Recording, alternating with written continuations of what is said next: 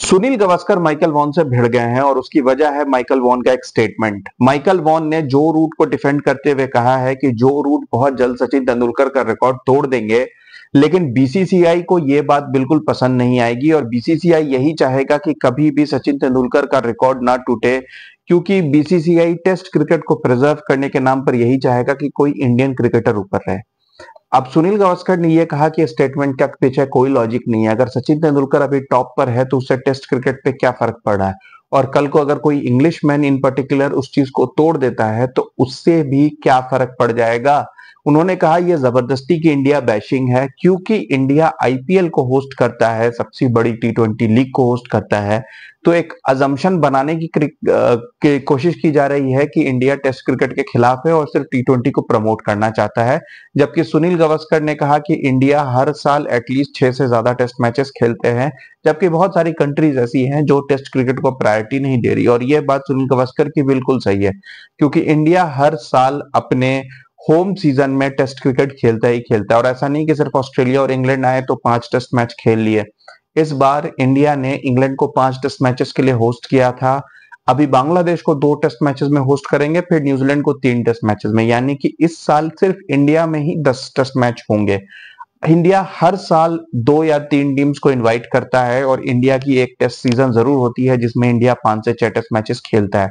उसके बाहर इंडिया कहीं ना कहीं टूर पे जाते ही हैं और वहां पर depending on like if it's Australia और इंग्लैंड तो वहां 5 test matches, South Africa New Zealand में कभी 3 कभी 2 टेस्ट मैचेस, वेस्ट इंडीज और बांग्लादेश में और श्रीलंका में भी रादर 2-2 टेस्ट मैचेस की सीरीज आजकल हो रही है। लेकिन इंडिया टेस्ट क्रिकेट को प्रायोरिटी देता है। इंडिया के विराट कोहली भी कई बार इस चीज के लिए वोकल रहे हैं कि वो टेस्ट क्रिकेट को बहुत प्रायोरिटी देते हैं। और रोहित शर्मा एक बहुत बड़े एग्जाम्पल हैं, जो कि एक व्हाइट बॉल स्पेशलिस्ट माने जाते थे, लेकिन अभी फिलहाल वो अपने करियर के आखिरी 3 साल से टेस्ट क्रिकेट को प्रायोरिटाइज कर रहे हैं। ऐसा नहीं कि उन्होंने व्हाइट बॉल छोड़ दिया है, लेकिन वो टेस्ट क्रिकेट को खेले जा रहे हैं।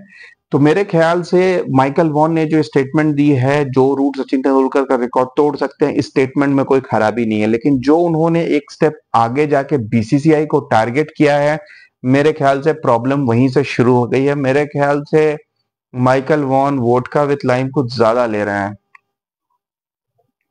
यह तो लाइम जूस है, मगर मेरे ख्याल से माइकल वॉन को कुछ भी स्टेटमेंट देने से पहले सोचना चाहिए। वसीम जफर के साथ तो वो कई बार वैसे भिड़ते ही रहते हैं सोशल मीडिया पे, लेकिन मेरे ख्याल से अभी फिलहाल जो वो बीसीसीआई को टारगेट कर रहे हैं, इससे और इंडिया के x cricketer specially Sunil Gavaskar, जिनकी रेपुटेशन बहुत हाई है इंग्लैंड में, और वो जब इस तरीके के स्टेटमेंट दे रहे हैं तो मेरे ख्याल से माइकल वॉन जिस तरीके से वसीम जफर के साथ पंगा लेते हैं, वो सुनील गावस्कर के साथ बिल्कुल नहीं लेंगे। अब बात करते हैं जो रूट की। जो रूट जो भी 146 टेस्ट मैचेस खेल चुके हैं और 12,402 रन बना चुके हैं। अब बात यही हो रही है कि शायद वो सचिन तेंदुलकर के 200 टेस्ट मैचेस के रिकॉर्ड को भी तोड़ देंगे। और सचिन तेंदुलकर ने जो 15,921 रन बनाए थे, जो रूट अब सिर्फ 3,500 रन पीछे हैं।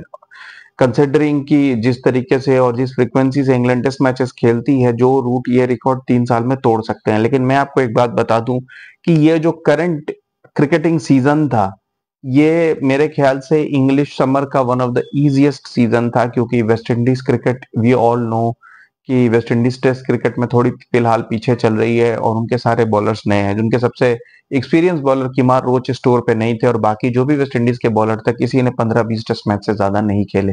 इनफैक्ट शमार जोसेफ और जेडन सील्स, इन सब ने तो 10 टेस्ट मैच भी नहीं खेले।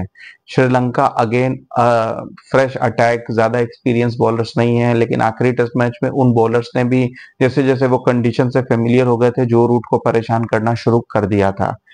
अब आपको नेक्स्ट सीजन की अगर मैं बात करूं तो ऑस्ट्रेलिया में आज तक जो रूट ने 100 नहीं बनाया और 5 टेस्ट मैच ऑस्ट्रेलिया में है।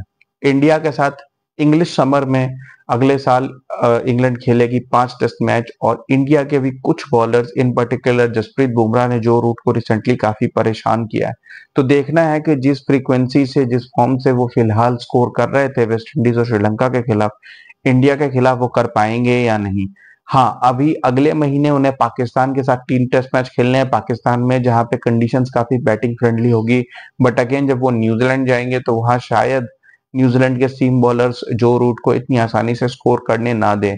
तो आपको बता दूं कि इन 16 टेस्ट मैचेस प्लस एक टेस्ट मैच जिम्बाब्वे के खिलाफ इंक्लूडेड 17 टेस्ट मैच खेलने हैं अगले साल एंड तक, और तब जो रूट 35 साल के हो जाएंगे।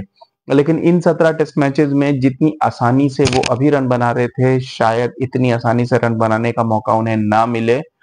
और इंग्लैंड की टीम इस मामले में काफी रूथलेस है कि जहां भी उन्हें ऐसा महसूस होगा कि कोई प्लेयर बर्डन हो रहा है टीम पे, उसे ड्रॉप कर देंगे। जैसे अभी जो रूट, जिनका व्हाइट बॉल रिकॉर्ड भी इम्पेकेबल है, जिनका ओडीआई रिकॉर्ड भी इम्पेकेबल है, जो 2019 वर्ल्ड कप के आई वुड से one of the bigger stars थे, उन्हें इस वर्ल्ड कप के बाद टीम से ड्रॉप कर दिया गया है। जो रूट, जिनका ओडीआई एवरेज 47 के ऊपर था, जिन्होंने 6,500 रन बनाए थे ओडीआई क्रिकेट में, और ओडीआई क्रिकेट में भी उनकी 16 सेंचुरीज हैं अपार्ट फ्रॉम 39 हाफ सेंचुरीज। इतना एक्सपीरियंस और इतने जबरदस्त बैट्समैन होने के बाद भी इंग्लैंड ने एक बार नहीं सोचा जो रूट को ड्रॉप करने से पहले ओडीआई क्रिकेट में। तो टेस्ट क्रिकेट में भी अगर ऑस्ट्रेलिया में वो फिर से फेल हो जाते और इंडिया के खिलाफ समर में अच्छी परफॉर्मेंस नहीं देते, तो कोई बड़ी बात नहीं है कि आफ्टर 35 जो रूट के ऊपर उंगली उठ जाए। आपको याद हो, एलिस्टर कुक भी काफी नजदीक थे सचिन तेंदुलकर का रिकॉर्ड तोड़ने के, लेकिन काफी टाइम से उनका फॉर्म अच्छा नहीं चल रहा था, तो एलिस्टर कुक को इवेंचुअली टीम से ड्रॉप करने की बात हुई और एलिस्टर कुक ने रेजिग्नेशन दे दिया और रिटायरमेंट की अनाउंसमेंट कर दी। एलिस्टर कुक ने अपने आखिरी टेस्ट मैच में हालांकि इंडिया के खिलाफ ही सेंचुरी बना दी थी, लेकिन उसके पहले उन्हें रिटायरमेंट अनाउंस करने के लिए फोर्स किया गया था। हाँ, Jimmy Anderson is a rare example, जो 42 की एज तक खेले, मगर जो रूट को ये रिकॉर्ड तोड़ने के लिए, ऐसा नहीं है कि सिर्फ रिकॉर्ड तोड़ने के लिए इंग्लैंड टीम एक प्लेयर को कैरी करेगी। Joe Root has to perform, and I would say कि नेक्स्ट सीजन में जो दो बिगेस्ट राइवल्स है इंग्लैंड के टेस्ट क्रिकेट में इस वक्त, इंडिया एंड ऑस्ट्रेलिया, इन दोनों के खिलाफ जो रूट को परफॉर्म करना होगा। अगर वो दोनों सीजन जो रूट के अच्छे नहीं होते हैं, तो अगले एशेस के बाद जो रूट के ऊपर भी प्रेशर बन सकता है कि वो जबरदस्ती रिकॉर्ड्स के लिए खेल रहे हैं, और अगर वो एशेज में परफॉर्म नहीं कर सकते, अगर वो रन नहीं बना सकती बड़े सीरीज में, तो मेरे ख्याल से श्रीलंका और वेस्टइंडीज के खिलाफ इंग्लैंड के न्यू कमर्स भी खेल सकते हैं और जो रूट की जरूरत नहीं है। और अगला सवाल जो माइकल वॉन का है कि भाई जो रूट को बीसीसीआई नहीं चाहेगी कि जो रूट को रिकॉर्ड तोड़े, तो मेरे ख्याल से इंडिया टेस्ट क्रिकेट को लेके काफी सीरियस है। उन्होंने ऑलरेडी, आप कह सकते हो, विराट कोहली को का बैकअप भी बनाना शुरू कर दिया है। शुभमन गिल, यशस्वी जायसवाल, दो ऐसे यंगस्टर्स फिलहाल टीम में हैं जिन्हें मैं, आई वुड से कि I would back both of them और at least one of them to definitely reach 10,000 test runs. लेकिन अगर इंग्लैंड की बात करें, तो क्या इंग्लैंड में ऐसे यंगस्टर्स हैं, एटलीस्ट ऐसे 2-3 यंगस्टर्स इंग्लैंड में हैं जो 10,000 टेस्ट रन बना सकते हैं? मेरे ख्याल से तो इंग्लैंड फिलहाल जिस मोड ऑफ क्रिकेट खेल रही है उसमें टी20 बैट्समैन ही फिट होते हैं। ये जो बेसबॉल फॉर्म ऑफ क्रिकेट चल रहा है, या बेन डकेट, क्या 10,000 टेस्ट रन बनाने वाले बैट्समैन दिखते हैं ये आपको? या जैक क्रॉली जिनका एवरेज 30 है, या डैन लॉरेंस की बात करें जो अभी 20 की एवरेज से थे और टीम में ड्रॉप हो गए? कौन सा ऐसा बैट्समैन है? एक हैरी ब्रुक ही है जो कुछ हद तक टैलेंटेड है, लेकिन वो भी टी20 फॉर्म ऑफ क्रिकेट खेलते हुए कई बार अपना विकेट वेस्ट करते हुए नजर आते हैं। अपार्ट फ्रॉम दैट, फिलहाल इंग्लैंड की टेस्ट क्रिकेट में कोई ऐसा प्लेयर नहीं है जो अश्योरेंस के साथ कुछ 10,000 12,000 रन बनाने वाले कैलिबर का दिखता हो। तो मेरे ख्याल से माइकल वॉन को ध्यान देना चाहिए और समझना चाहिए स्टेटमेंट देने से पहले कि वो जो ऐसी अननेसेसरी स्टेटमेंट देके अगर आप टारगेट करते हो बीसीसीआई को या किसी भी क्रिकेट बोर्ड को, तो उसका जवाब फिर इसी तरीके से मिलेगा। और इंग्लैंड की फिलहाल जो टेस्ट क्रिकेट कंडीशन है, स्पेशली विद यंगस्टर्स, उस पर उन्हें फोकस करना होगा, क्योंकि इंडिया और ऑस्ट्रेलिया एटलीस्ट अपने होम में बहुत मुश्किल होता है उन्हें बीट करना। लेकिन अगर इंग्लैंड की बात करें, तो ऑस्ट्रेलिया और इंडिया दोनों ने पिछले आखिरी जो इंग्लैंड में सीरीज खेली है, दोनों 2-2 ड्रॉ किया है, और इंग्लैंड जब उनके होम गई है तो दोनों जगह बुरी तरीके से हारी है।